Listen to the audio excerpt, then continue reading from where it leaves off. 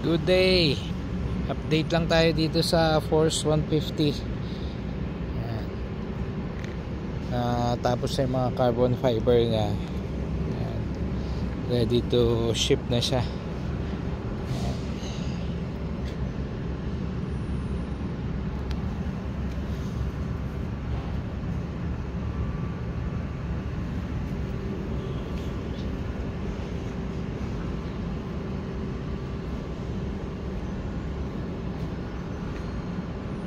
Same engine, Adventure X 150.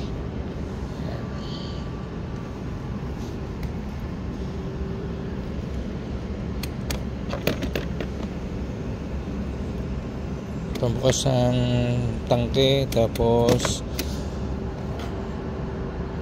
U-box, speedometer, touchscreen.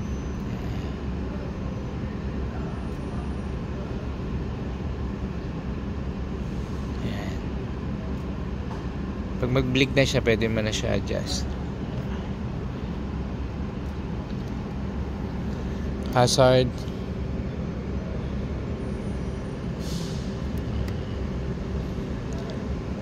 High and low, may passing light siya. Signal light. So yun na. Kill switch. And headlight. Switch. And starter.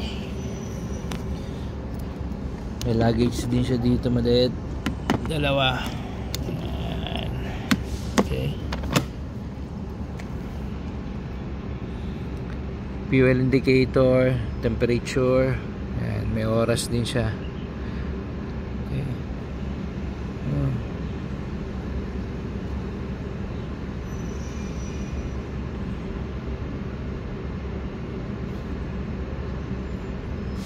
Trip. Odo.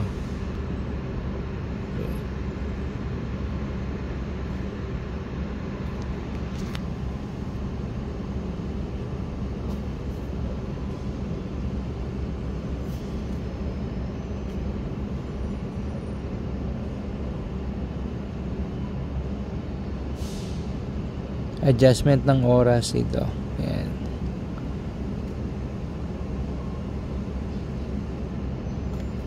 Okay. USB niya, USB port. Ayan, may type C na siya. Okay.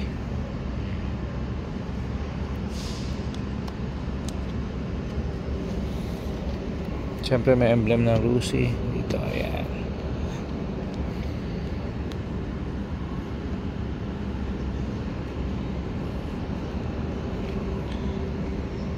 Engine niya same, Adventure, water cooled, 4 valve.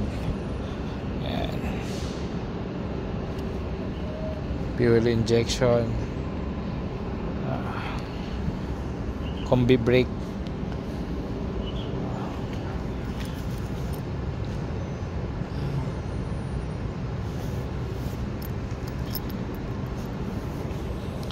Brand ng gulong, ayan, Cordial 110/70/13 yung harap.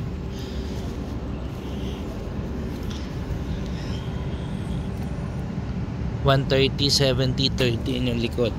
110 at saka 130. Park light. Okay.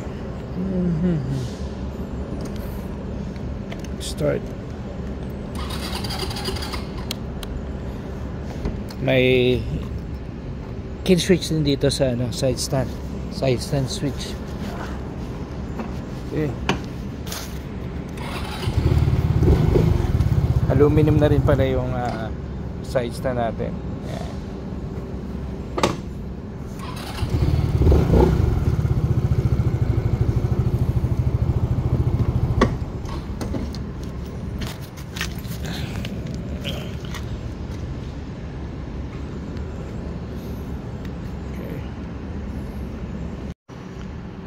Good day.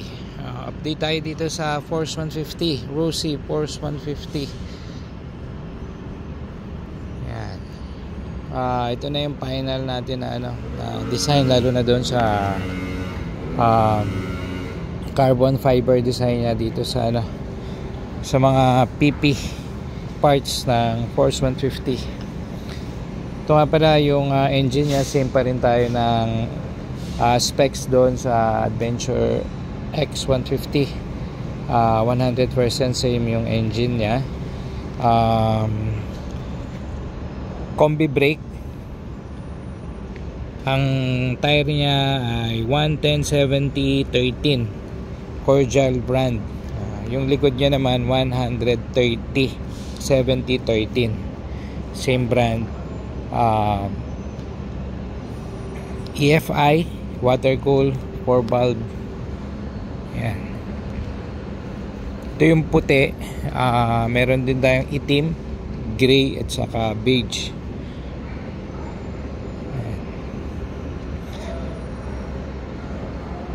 Yung sample unit natin, iba pa yung design ng side stand niya ngayon, bago na rin. Tapos meron na rin siyang switch dun sa safety switch dun sa stand. Yan. May kill switch din siya dito. Ito yung mga headlight switch, starter, hazard, high and low. May passing din siya. Busina, ayan, signal light. Ayan.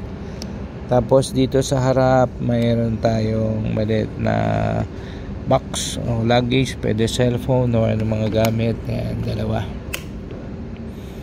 Pwede lagyan ng mga documents. Hindi tayo naka keyless dito sa Force 150. Ito yung OBD port nya. Ayan. USB, tapos may type C na siya. Type C. Silipin natin yung panel. Ayan.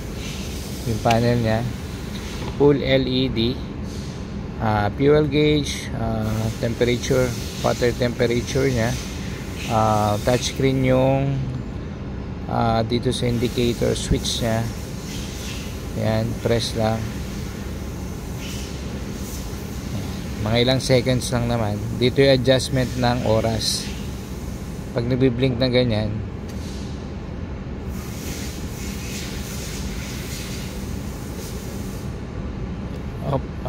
ulit-ulit.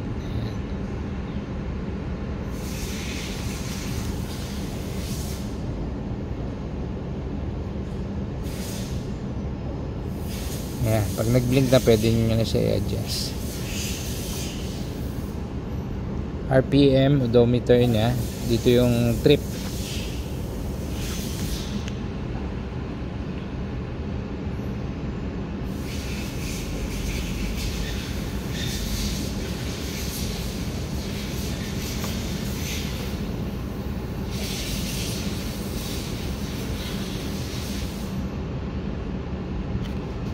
Patay mo na sandali. Trip nya.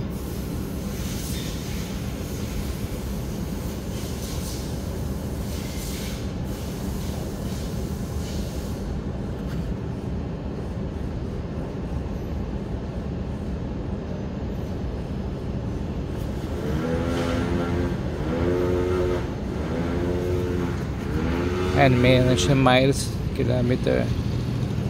Ayan, trip. Okay.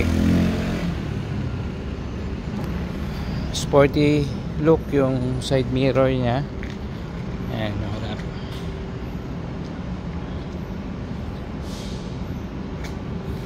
Busina sa ilalim. Start. Okay, kita natin ito. Ilaw. Ayan. Marami siyang park light. Meron siya dito sa kilay niya, tapos meron dito dalawang gilid, tapos yung sa baba may ilaw din to. Ayan. Hazard. Ayan.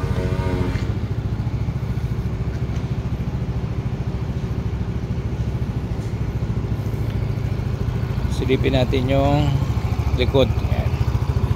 Tail light.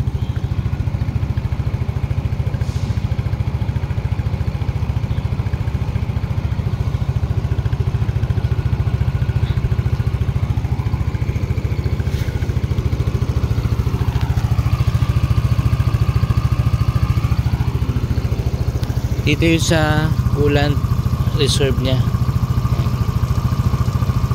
Diyan yung makikita. Emblem siya ng Rusi. Okay, abangan nyo na lang ulit kung kailan siya darating, pero ready to ship na to. Ayan. Meron tayong itim, gray, white, saka beige. Ayan. Okay, salamat.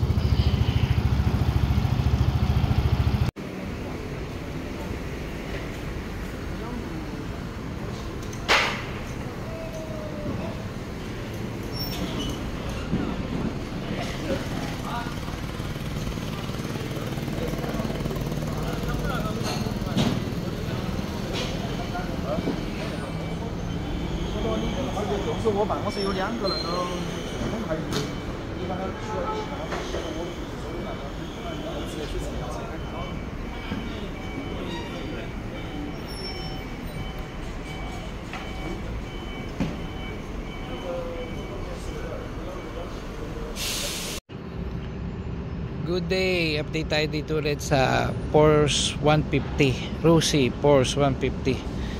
Update tayo dito sa kulay black. Ito na yung actual color nya. Yan. Kaya mamili na kayo, pan take 4 na to. Bali, napakita ko na yung tatlong kulay pa. Yan. Kayo na lang bahalang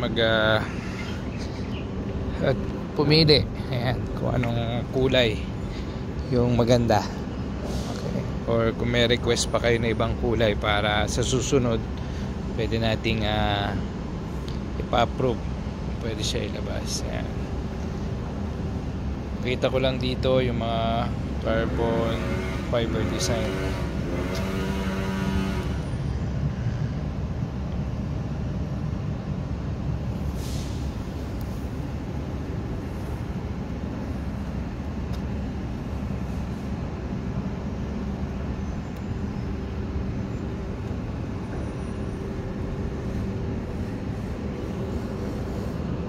Okay, salamat ulit.